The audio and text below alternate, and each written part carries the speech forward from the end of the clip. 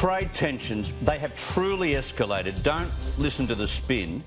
After China announced new customs inspection procedures on iron ore imports, we had Simon Birmingham yesterday saying, oh, it could be a good sign for Australia. No, it was not. And no, he wouldn't know because China isn't ringing him back.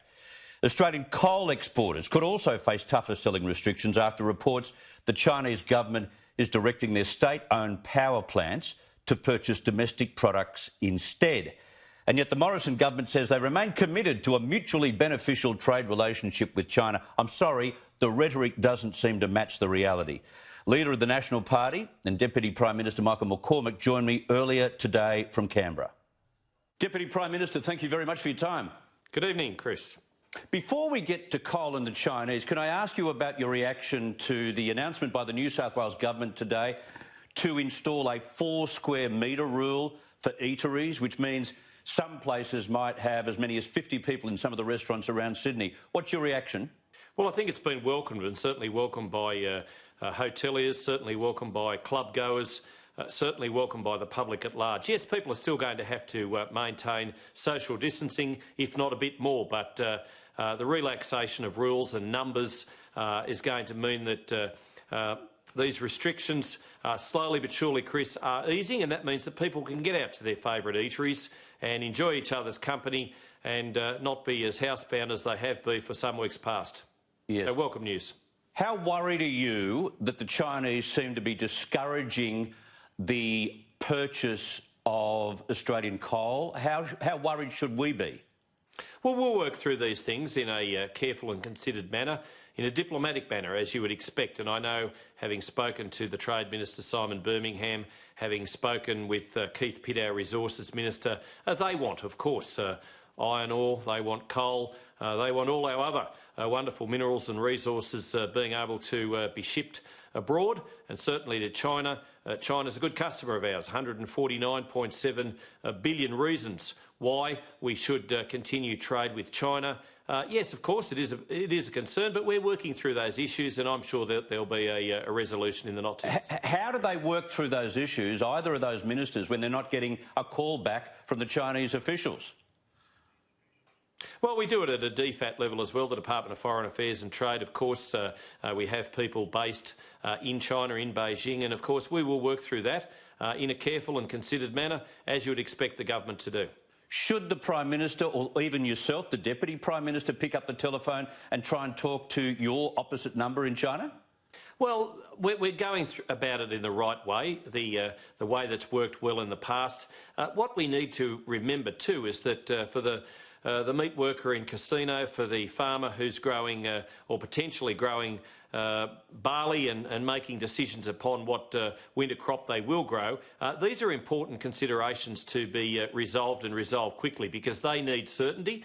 Whether you're a farmer, whether you're a worker in a meat processing plant, an abattoir, they want to be sure that they're going to have a job. They want to be able to be sure that they're going to have a place for their grain in the future. And they're the people we need to consider and are considering, certainly, as we make these discussions and try and reach agreement with China on these important matters. But how much further can they bash us up? They seem to be intent on punishing us and punishing the Prime Minister for daring to call for an independent inquiry. How far will this go? Well, these are things which have happened before on other matters, and you know what we need to do is make sure that we continue to keep the lines of negotiation open. We are doing that, you know, and I'm sure I've got every confidence in Senator Birmingham and Minister Pitt to be able to bring about a resolution for this. We need obviously these trade markets. We need to also, you know, ensure that we've got as many trade opportunities as possible, and that's why I'm pleased that as part of the $1.2 billion that we've put on the table for the aviation sector, that through that international air freight mechanism, we've been able to actually diversify some of our markets for our produce, whether it's Victorian lamb, whether it's Geraldton lobster, indeed whether it's salmon from Tasmania. We've been able to make sure that we have, in some cases, diversified our markets where, due to the COVID shutdown, in some places where that wonderful produce would normally go, it's now going elsewhere, and we're still getting a pretty good price for it. You're sounding rather positive about all of this, but on the iron ore You front, have to be, Chris. You've got to be positive. Yeah, but yesterday we had Simon Birmingham say that changes to inspection rules by the Chinese would reassure the iron ore industry in Australia that the Chinese will keep buying it. That's not what the Chinese media said late yesterday. Things are a little bit more grim than what you're making out, aren't they?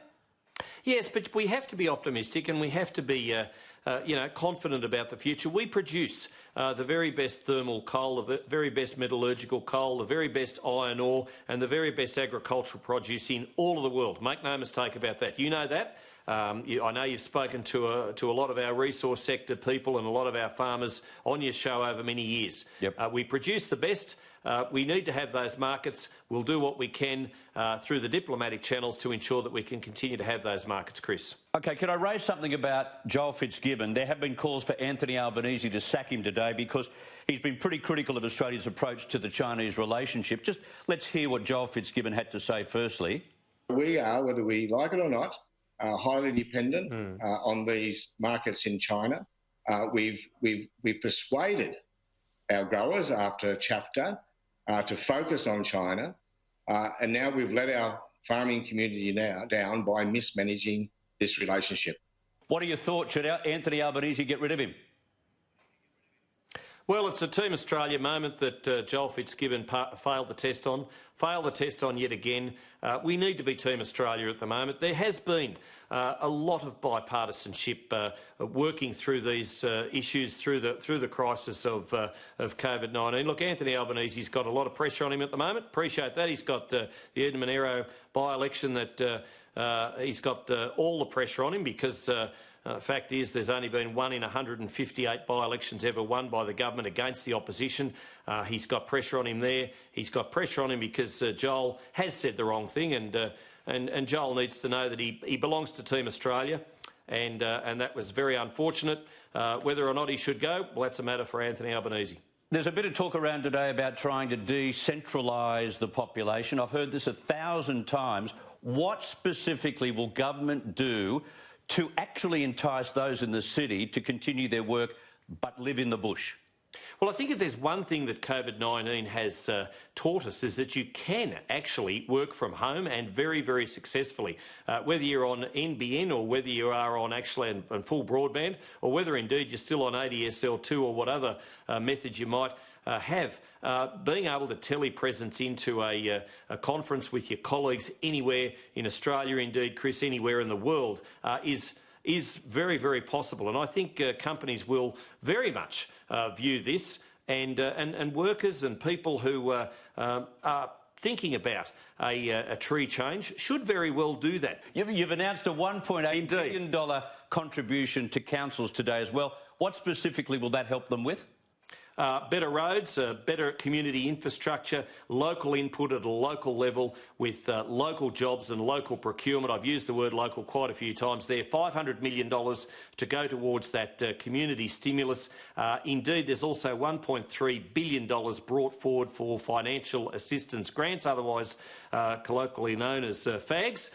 In the local government industry. This is going to make such a difference, Chris, to get people back to work, indeed people in jobs, and even if they come from outside into doing those jobs, well, they've got to be accommodated, they've got to be fed and watered, etc. So it's a real boon for the 537 local government councils right across the nation. They've certainly been crying out for a little bit more help. You've given that to them today. Thank you very much for your time. Have a great weekend.